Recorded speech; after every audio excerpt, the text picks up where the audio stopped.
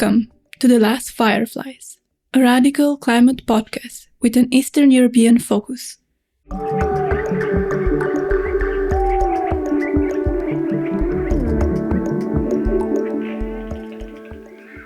Hi everyone. This is the review of our first season, the first season of the Last Fireflies podcast. Today it's the three of us. It's me, Em. There's Ani. And there's Robi, of course. So this is the last episode of this season. We have 15 episodes. We started late October, I guess, 2025. Now it's summer 2026. We put up a lot of stuff, so check it out, and we'll hope you'll hear us again in the autumn. In this episode, we'll try to keep it short, but we'll see how we manage. We just want to go a bit over what we've been learning together and what we've been exploring in this season. So some of you may know that we have different categories for the episodes, and I will just go over them briefly. We have the infospill, where usually Robi tells us a lot of interesting climate data. We have the campfire talk, where we invite somebody who talks to us about organizing or some activist action that they did, or another climate-related theme that they are knowledgeable of. We have the curious tendrils, which is rather new. We don't have so many of those, where we just talk amongst the three of us on themes that we find that are important to bring up discussions about.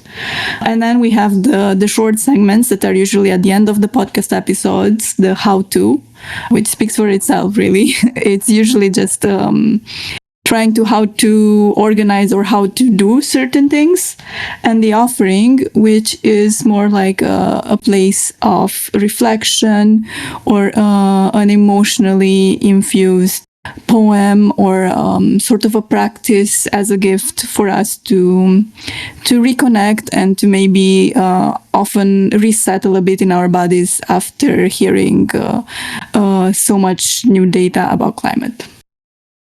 Yeah, so today we'll just go over what stayed with us from each of these segments, and then maybe you can tell us or email us or in the comments what stayed with you. So let's start with the infospill. Because all the infospills were like from Robi, I will just go to Ani. Probably Robi knows them all. So Ani, what stayed with you? Well, I can say what stayed with me after all the info spills that Robi is so nicely structured for us. Because first of all, I think there is a lot of data into it, as the info spills actually requires. But what I really liked it was that all our episodes were quite like language friendly for a big audience. What stayed with me is all the information about tipping points, and the fact that it's not only about the fact that, we have these tipping points that we might reach if things are going as bad as it goes. It's more also about like how they actually function in the bigger ecosystem, and how there is also a point of irreversibility to them. And I might not still be able to explain all the data that I've learned, but I somehow feel more like empowered to have a conversation with someone on why is this important now and not like postponing it for a later time. Also, really, it's remarkable how Robi structured these info spills. There are rather new like scientific research that goes into it. Like for example, with the aerosol masking hypothesis, in which there was this idea, that the reductions in sulfate aerosols, especially from cleaner shipping fuels or reduced industrial pollution, may have removed part of a cooling effect that have been partially masking greenhouse gases warming. So practically, if all this new research that is now on the table is correct, then some recent warming acceleration reflects not only increased greenhouse gases, but also the loss of this temporary shade. So for me, this was really an active scientific discussion, and even if it's so far away from how maybe we organize and so on, it's really fueling how I understand the impacts that we are referring to, and why the urgency is not something just, a cool call to action, but more like a really concrete, documented need and reality that we have to face, even if it's so hard.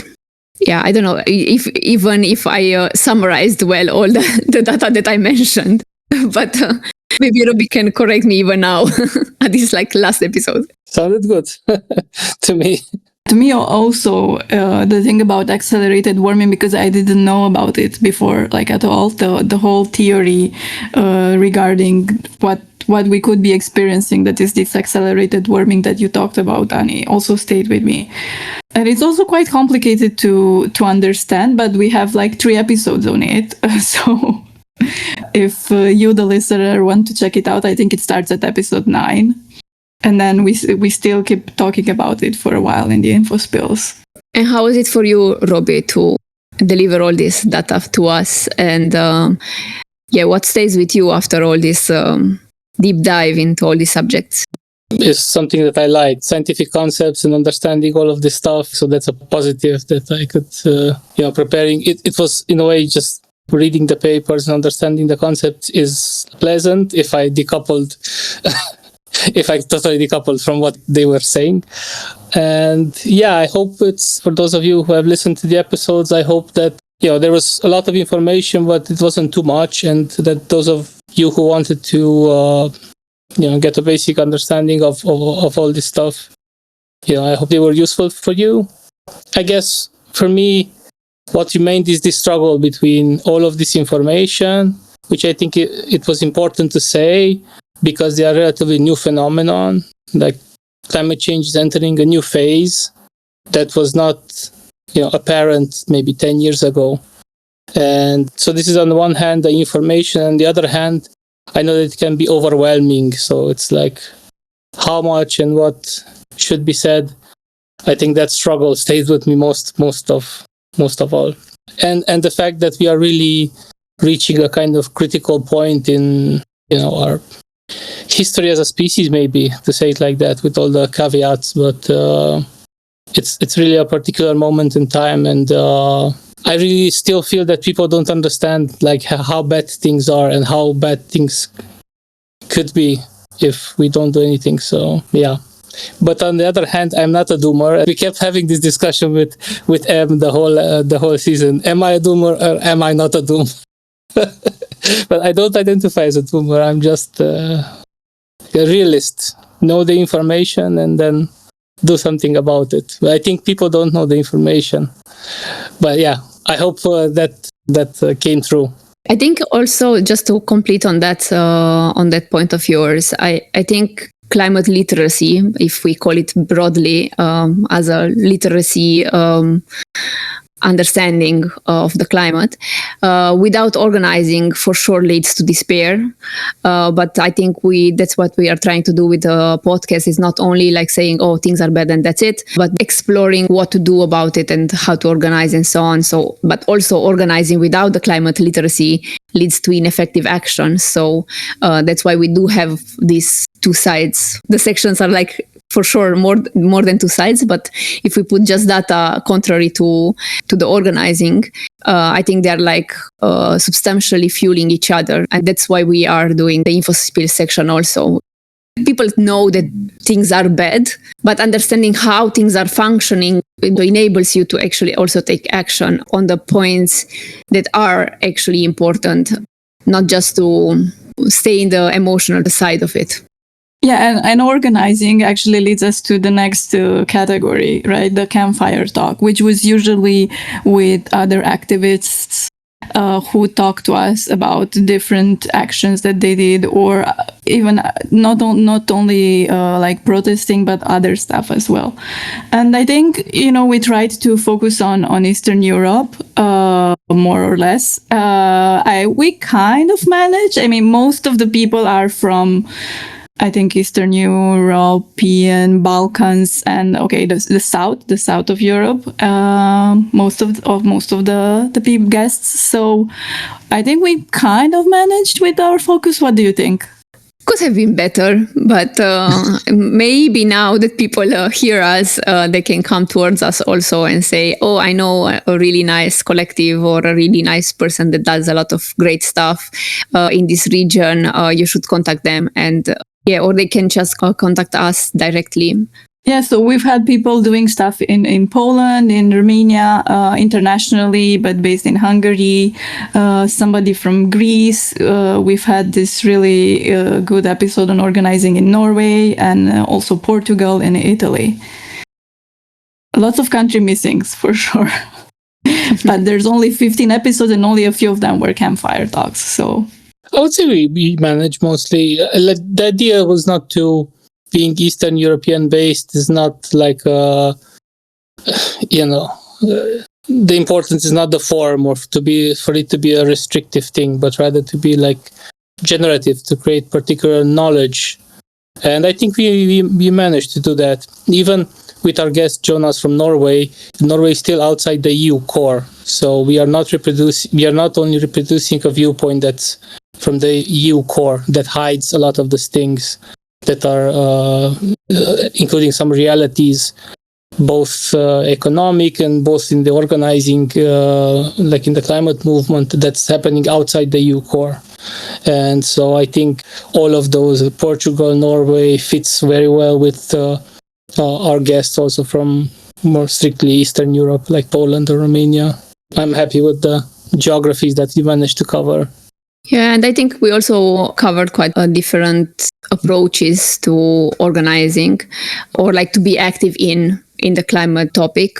And one is organizing, but can be also like circles of grief and emotional processing and like really building community on a positive note, because only the communities will help us go through any crisis that will come.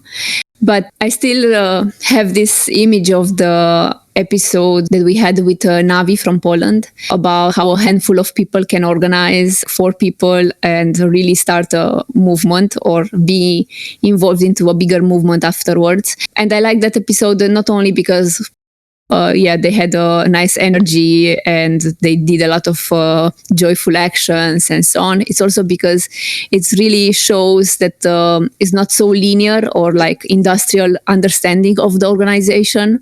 It's more like what moves us really has an impact. And they were moved by what they had around in Warsaw, where they are based. And yeah, I still remember the images of some of their protests or like direct actions that they organized, like the paint on some statues. And when they occupied at some point the headquarters of the gas company with a lot of infrastructures with them, colorful infrastructures. I don't know, it was just joyful also. It's not only as usually it's, the climate activists are portrayed as anger or desperate or so on. Yeah, so I take that from the campfire talks that we had. Yeah, I also love that episode and also the one with Jonas in Norway because both of them are quite hopeful, and that's something we really need. For me personally, I wanted to just shortly mention the episode on climate grief with Elisa. It's episode 10. I mean, maybe in our circles we talk more about climate grief, but not so much in the general public. And I think it's needed to talk about grief in general more and about climate grief specifically. And also the interaction with Elisa stayed with me because I talked to her afterwards and we kept talking about grief. And I think it's sometimes, even in like friend circles, in close friend circles, activist circles, it's hard to find a moment or a context to discuss or like to process grief. So I would also like to highlight how important this is and how much it helps us to stay with these hard feelings together with other people, and it helps us to go forward. And talking about other people, Yeah, I will go to the next segment, the curious tendril segment, in which the three of us discussed stuff we found interesting or like we wanted to discuss together, and we only have 2 episodes of those. Yeah, do you want to say anything about that, Robi or Ani?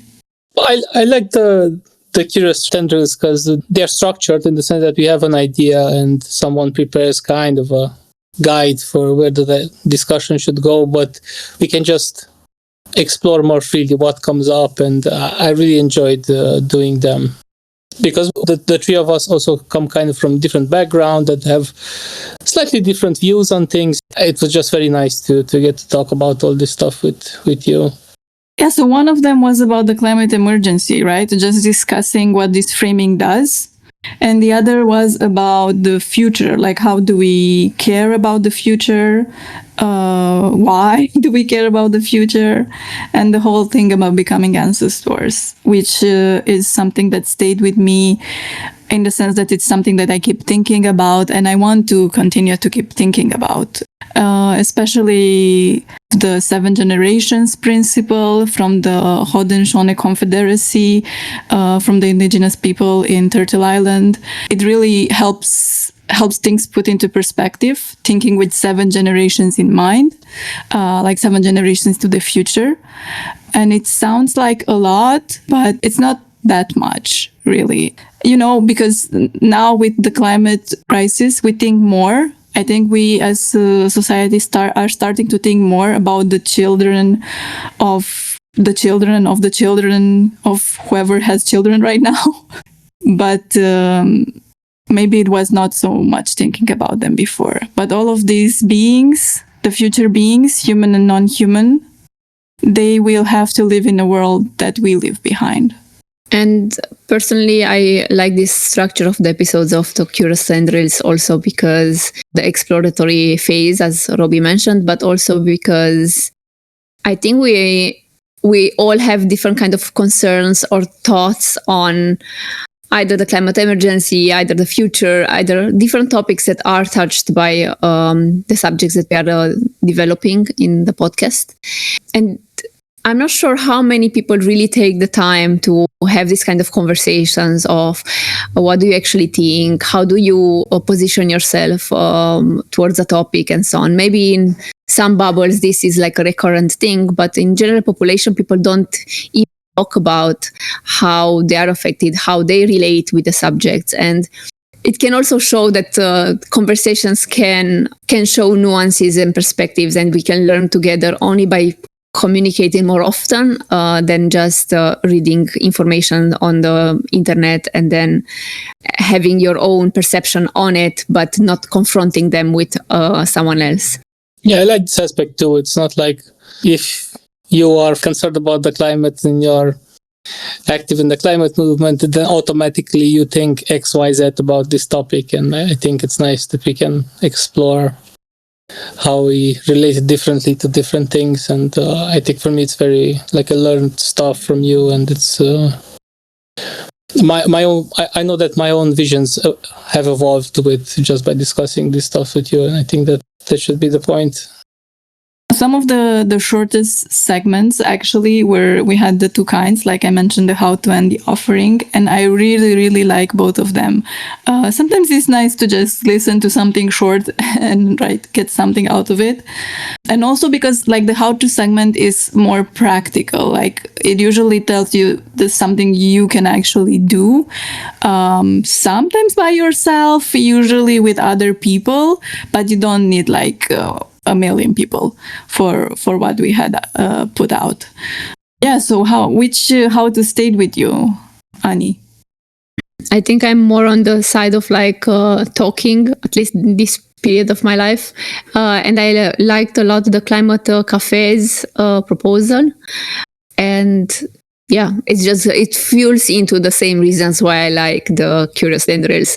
But practically, it's a really practical tool that you can apply with friends and in your collectives. Thanks. And Robi? Yeah, for me, I think it's my favorites are the 2 how-tos with Dani from the Artivist Network. they're very concrete things that you can do with like 2, 3, 4 people that you have in your group, and we really managed to discuss like in details, like logistics, how you would do X, Y, Z, and also how artivists could help you do it if you decide. When I imagined what you do in this segment as kind of, really tools to do X, Y, Z, to give people tools, these two ones stayed with me the most. Yeah, I was actually also thinking about the ones with the Artivist Network. There were two. We had the one about doing a guerrilla projection, and we had the one about the ad hack, right? Yeah.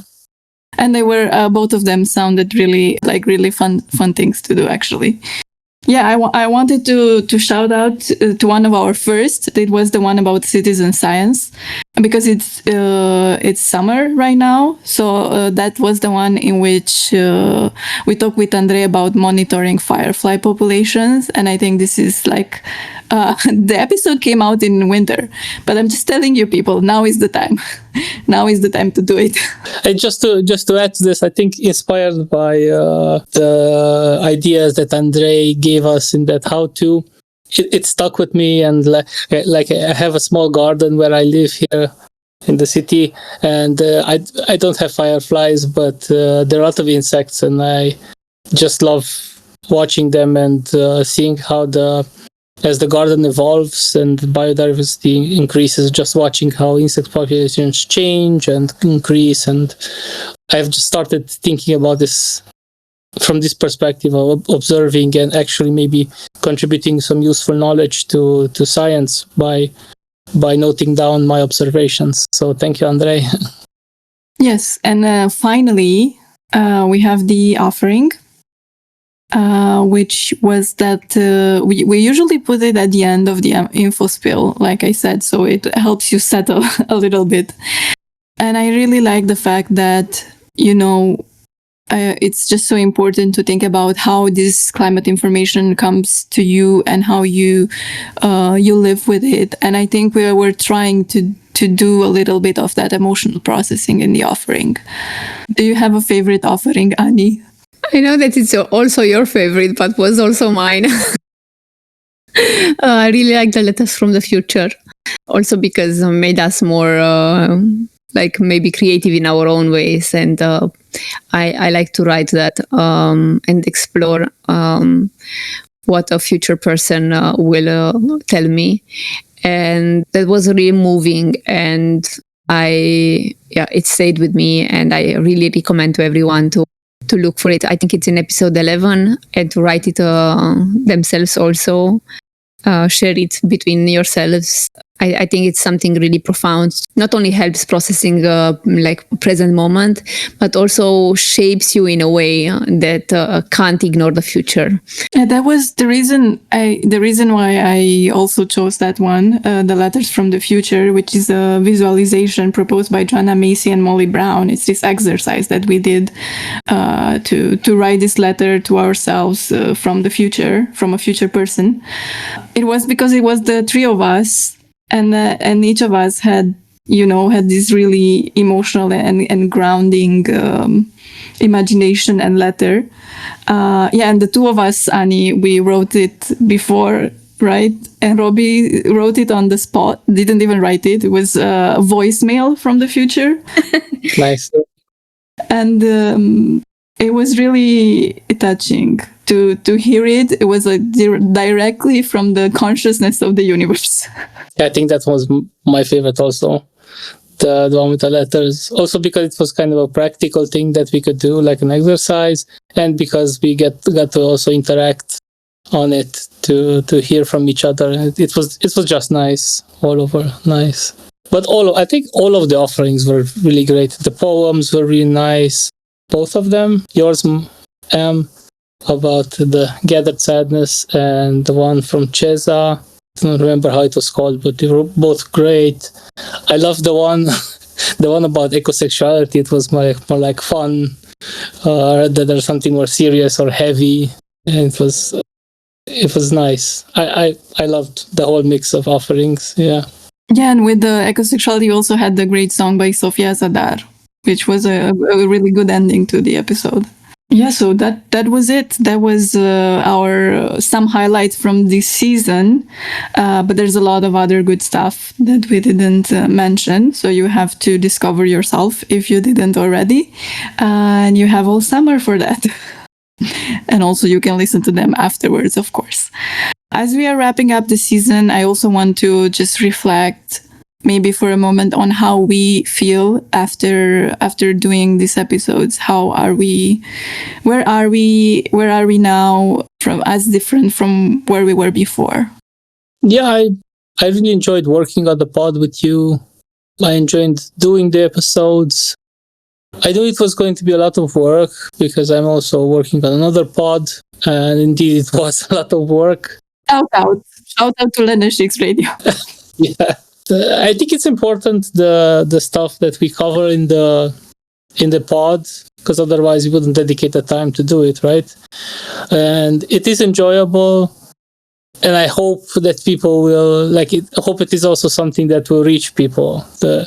So far we've been struggling with the reach and stuff like that, so it's a question of how do you quantify how, I don't know, successful or how impactful something is, but I definitely enjoyed doing it, and I would hope that people find it useful. For me, I really learned a lot from both of you and from doing this together with the rest of the team as well. Shout out. Yeah, shout out to the rest of the team we have like at least 4 other people who are doing the visual part, who are posting on social media, who are mastering the episodes, or putting them up together. It went kind of smooth, especially since we have not worked together before in this specific group. So I think it went well. And when I was going for another infospill episode with Robi, I was always bracing myself a little bit for all the stuff that was coming. But maybe it is better to know things than to not know what's gonna hit you. And with Ani, I think I learned from Ani that, building hope is sort of like a thing that you do. And you really try to search for it a lot when the world is like the way it is. But like if we look for it together, we can find some glimmers. Let's think, do we have any ideas for next season that are already in our heads? Yeah, for the infospills sections, I'm thinking that we covered kind of the very urgent scientific information. And I think it would be nice to also cover in the next season stuff that is more about economically what it would mean to quote unquote fix the climate crisis, what it entails, social, economical aspects, climate justice, global justice aspects, and just build on the science and move one step further towards what that means in practice for us to fix it, or at least do something about it. Yeah, that's what I'm envisioning for the next season. Also, maybe some episodes about this gas extraction project, Neptune Deep, but I'm not sure if you're going to have a mini series or how that's going to be. Yeah, if you want to learn about gas meanwhile, you can just also watch the video from Just Wondering on natural gas, the bridge to climate disaster, which exists also because we were invited by the Gastavist network to think about this. Yeah, so just a little shout out to the Just Wondering video essay project. And as for next season, honestly, I just want to think about summer and not next season right now. Yeah, and I also don't think I can promise this, but my feeling as of now is that I really want to go more small and look at gardens and wildflowers and the ecosystems that are still thriving. Maybe look at how our food is produced, or how do we want to produce it in the future communities. Kind of bringing it more home, more into the daily life. That's where I am now. Well, that was the first season of the Last Fireflies podcast. Stay tuned for rest and relaxation during the summer and some more stuff next year. Perfect. Let's let it exactly like that. Yeah, you will hear from us again. See you on the beach or in some forest on the mountain. For those of us who are not beach lovers, yes. Bye-bye.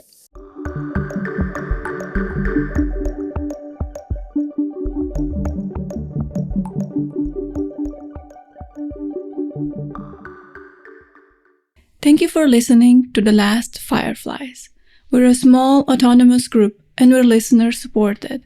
So if you can contribute to our Patreon, please do.